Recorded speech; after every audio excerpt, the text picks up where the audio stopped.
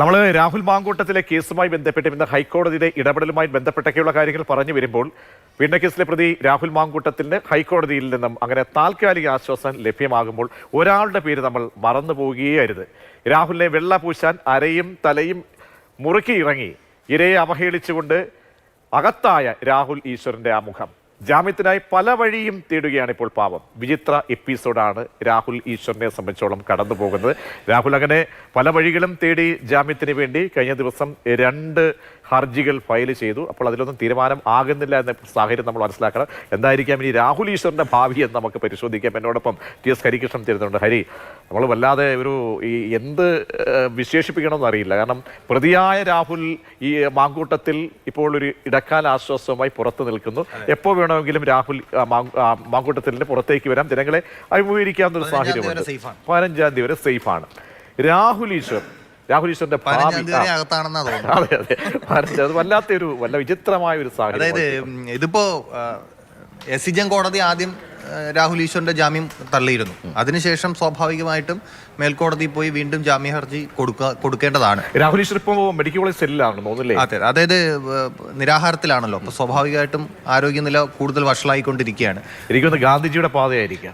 അത് അദ്ദേഹം ഈ അറസ്റ്റ് ജാമ്യ ഹർജി തള്ളി കോടതിയിലേക്ക് പോകുന്ന ഒരിക്കൽ പറഞ്ഞിട്ടിരുന്നു, ഗാന്ധിജിയുടെ പാതയാണ് എന്നുള്ള കാര്യം അപ്പോഴേ പറഞ്ഞിരുന്നു. അപ്പോൾ ആ രീതിയിൽ തന്നെയാണ് കടന്നു പോകുന്നത്. വെള്ളം പോലും കുടിക്കുന്നില്ലെന്നാണ് പറയുന്നത്. ഇപ്പോൾ ഈ മെഡിക്കൽ കോളേജ് സെല്ലുമായിട്ട് ബന്ധപ്പെടുകയല്ല അങ്ങനെ ചെയ്യുമ്പോൾ എന്തെങ്കിലും ഡീറ്റെയിൽസ് ഇപ്പോഴും ഇങ്ങനെ രാഹുൽ മാങ്കൂട്ടത്തിന് വേണ്ടി ഉറച്ചു നിൽക്കുകയാണോ രാഹുൽ ഈശ്വർ? ഉറപ്പല്ലേ, പുള്ളിക്കെതിരെ കള്ളക്കേസാണ് എന്നുള്ള രീതിയിൽ ആ സ്റ്റാൻഡിൽ തന്നെയാണ്. ഞാൻ ഈ ഫോർട്ട് സ്റ്റേഷനിൽ അന്ന് ഹർജി തള്ളിയതിന് ശേഷം പുള്ളിക്ക് ആരോഗ്യനില വഷളായ സമയത്ത് ഫോർട്ട് സ്റ്റേഷനിൽ രാഹുൽ ഈശ്വറിനെ കൊണ്ടുവന്ന സമയത്ത് ഞാൻ അപ്പോൾ അകത്ത് ആശുപത്രിക്കകത്ത് ക്യാമറ കയറാൻ പറ്റില്ലല്ലോ. അപ്പോൾ ഞാൻ അല്ലാതെ പോയി കണ്ടിരുന്നു, സംസാരിച്ചിരുന്നു. പുള്ളിക്കെതിരെയുള്ള കള്ളക്കേസും പഴയ കാര്യങ്ങളും നിയമകാര്യങ്ങളും, അപ്പോൾ അതിനെപ്പറ്റി എല്ലാ കാര്യങ്ങളും എനിക്ക് മനസ്സിലായില്ല പുള്ളി പറഞ്ഞത്. പക്ഷേ പുള്ളി കുറേ നിയമവശങ്ങളൊക്കെ പറഞ്ഞു തരുന്നുണ്ടായിരുന്നു. ആ കാര്യങ്ങളൊക്കെയാണ് പുള്ളി ഇപ്പോഴും പറഞ്ഞുകൊണ്ടിരിക്കുന്നത്. പിന്നെ അത് ഇറങ്ങിക്കഴിയുമ്പോഴും പുള്ളി സ്വാഭാവികമായിട്ട് എപ്പോഴും നമ്മൾ രാഹുൽ ഈശ്വറിനെ സ്ക്രീനിൽ കാണുമ്പോഴും കാണിക്കുന്ന ഒരു ആംഗ്യമുണ്ടല്ലോ, അതുപോലെ അതൊക്കെ കാണിച്ച് സംസാരിക്കും. ഒരു കാര്യം പ്രേക്ഷകർക്കും കൗതുകമായിരിക്കും. കാരണം 8-ാം തീയതി തിങ്കളാഴ്ച ദിലീപിന്റെ വിധി വരാൻ പോവുകയാണ്. ദിലീപ് കേസിൽ സാധാരണ ദിലീപിന് വേണ്ടി സംസാരിക്കുന്ന ഒരാളാണ്. എനിക്ക് തോന്നുന്നു പല നമ്മുടെ മാധ്യമ സുഹൃത്തുക്കളോട് ചോദിക്കുമ്പോൾ പലരും ബുക്ക് ചെയ്ത് കഴിഞ്ഞു. 8-ാം തീയതി രാവിലെ മുതൽ ചാനൽ ചർച്ചകൾ ഉണ്ടാകണം എന്ന് പറഞ്ഞ് ബുക്ക് ചെയ്ത്. അപ്പോൾ ആ ദിവസം പുറത്തേക്ക് ഇറങ്ങുമായിരിക്കും. ജയിലിൽ പോകുന്ന പോലീസ് അറസ്റ്റ് ചെയ്യാൻ വേണ്ടി വിളിച്ചു വരുത്തുന്ന സമയത്തും പുള്ളി പറഞ്ഞു 7 മണിക്ക് തനിക്ക് ചർച്ചയുണ്ട്, അതിന് പങ്കെടുക്കാൻ തിരിച്ചെത്തുമോ എന്ന് ചോദിച്ചിട്ടാണ് പുള്ളി പോകുന്നത്. ഇതിന് ഇപ്പൊ പ്രതീക്ഷ ചോദിച്ചതുപോലെ പുറത്തിറങ്ങുമോ എന്നുള്ളതല്ല ഇതിലൊരു പ്രശ്നം എന്ന് പറയുന്നത്. ഇപ്പൊ 2 കോടതിയിൽ കൊണ്ട് ഹർജി കൊടുത്ത് അത് ആകെ പുലിവാലായിരിക്കായിരുന്നു. അപ്പോഴ് ACJM കോടതിയിലും കൊടുത്തു, സെഷൻസ് കോടതിയിലും കൊടുത്തു. ഇതെനിക്ക് തോന്നി 2 അഡ്വക്കേറ്റുമാരും അറിയാതെ പരസ്പരം അറിയാതെ കൊണ്ടു കൊടുത്തതാണോ എന്നൊരു സംശയമുണ്ട്. മാത്രമല്ല ഈ ACJM അല്ല, പ്രോസിക്യൂഷൻ പറയുന്നു ഇത് നിയമവിരുദ്ധമാണെന്ന്. ഇവര് ചെയ്യുന്നത് നിയമവിരുദ്ധമാണെന്നുള്ള പ്രോസിക്യൂഷൻ പറഞ്ഞു. അങ്ങനെ വാദം മാറ്റി വെച്ചു. അതുകൊണ്ടാണ് അന്ന് പിന്നെ അത് പരിഗണിക്കാതെ പോയത്. ഇനി അത് പരിഗണിച്ച് ഒന്നുകിൽ എനിക്ക് തോന്നുന്നു ഞാൻ ഈ കേസിന്റെ നോക്കുമ്പോൾ ഇരയെ നന്നായിട്ട് അവഹേളിച്ചു എന്നുള്ള കാര്യം വ്യക്തമാണ്. ഒരു ഷോക്ക് ട്രീറ്റ്മെന്റ് ജഡ്ജി കൊടുത്തായിരിക്കും, നല്ല രീതിയിൽ കൊടുത്തിട്ടുണ്ടെന്ന് വേണം പറയാൻ. കാരണം അല്ലെങ്കിൽ പിന്നെ ഇപ്പം കുറ്റം ചെയ്തു എന്ന് ഉള്ള ആള് ഇപ്പോൾ അറസ്റ്റ് ചെയ്യാൻ പാടില്ല എന്നുള്ള വിധി ഇപ്പം ഹൈക്കോടതിയിൽ നിന്ന് വരുന്നു. ഇതിപ്പോൾ അങ്ങനെയല്ല. അദ്ദേഹത്തിന് വേണ്ടി വാദിച്ച ആളും എനിക്ക് തോന്നുന്നു ആദ്യമേ ബെയിൽ കിട്ടാൻ സാധ്യതയുള്ള വകുപ്പുകളാണ് രാഹുൽ ഈശ്വറിനെതിരെ ചുമത്തിയിരുന്നത്. പിന്നെ അത് എനിക്ക് തോന്നുന്നു അത് പറഞ്ഞ് വഷളാക്കിയോ എന്നുള്ളൊരു സംശയം. കൊണ്ടുപോയ പോലീസുകാരടുത്ത് ഞാൻ നമ്മുടെ വേറെ സുഹൃത്ത് വഴി കേട്ടതാണ്. പോലീസുകാരടുത്ത് പോലും പറയുന്നത് നിങ്ങൾക്ക് വേണ്ടിയാണ് ഞാൻ നിൽക്കുന്നത്.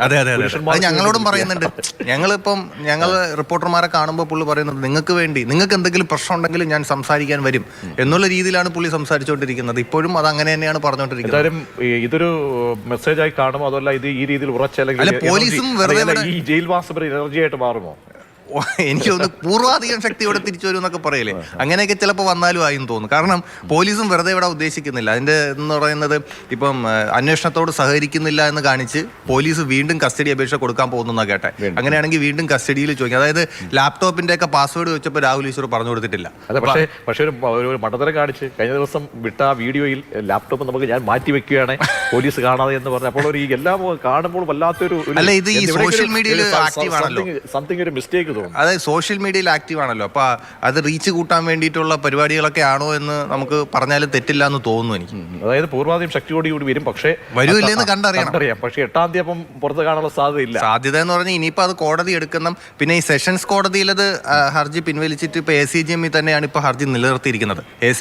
ACJM ആണ് നേരത്തെ ജാമ്യ ഹർജി തള്ളിയത്. അപ്പോൾ ആ കോടതി തന്നെയാണ് വന്നിരിക്കുന്നത്. അപ്പോൾ അത് എത്രത്തോളം ഇനി കിട്ടും, പോലീസും കൂടെ കസ്റ്റഡി ചോദിക്കുകയാണ് ചെയ്തതെങ്കിൽ അതെങ്ങനെ എഫക്റ്റീവ് എന്നുള്ളത് കാണണം. എങ്കിലേ 8-ാം തീയതി വരുമോ ഇല്ലെന്ന് പറയാൻ പറ്റൂ. നാളെ ഞായറാഴ്ചയായി, മറ്റന്നാൾ 8-ാം തീയതി, മറ്റന്നാളാണ് ആവശ്യം. ഇതൊരു ഇരകളെ അവഹേളിക്കുന്നവർക്ക് തികഞ്ഞൊരു പാഠമാണ്. ഇത് മെസ്സേജാണ്. കോടതി ആ രീതിയിലാണ് അത് കൈകാര്യം ചെയ്തിരിക്കുന്നതും കൃത്യമായി അത് അന്ന് ജാമ്യ ഹർജി പരിഗണിക്കുന്ന സമയത്ത് കോടതി ഇത് കൃത്യമായിട്ട് പറയുകയും ചെയ്തിട്ടുണ്ട്. യെസ്, തീർച്ചയായും. അപ്പോൾ മനസ്സിലാക്കണം, രാഹുൽ ഈശ്വറിന്റെ അവസ്ഥ വരാതിരിക്കുക. കാരണം വെച്ചാൽ പലരും ഈ പല രീതിയിൽ എന്തെങ്കിലും ഒരു കേസ് വരുമ്പോൾ ഇരകളെ അവഹേളിച്ചുകൊണ്ട് കമന്റ് ഇടുന്നു. കമന്റ് ബോക്സിലൊക്കെ അങ്ങനെ വല്ലാത്ത രീതിയിൽ അവരെ അവഹേളിക്കുന്ന തരത്തിലുള്ള ഒരു സമീപനം സ്വീകരിക്കുന്ന എല്ലാവർക്കുമുള്ള ഒരു മെസ്സേജായി രാഹുൽ ഈശ്വർ മാറുന്നു. രാഹുൽ മാങ്കൂട്ടത്തിൻ്റെ ഇന്നോ നാളെയോ ഒക്കെ തന്നെ ജനങ്ങളെ അഭിമുഖീകരിച്ച് പുറത്തേക്ക് വരാം 15-ാം തീയതി വരെ. പക്ഷേ രാഹുൽ ഈശ്വറിനെ സംബന്ധിച്ചോളം അത് സാധ്യമല്ല.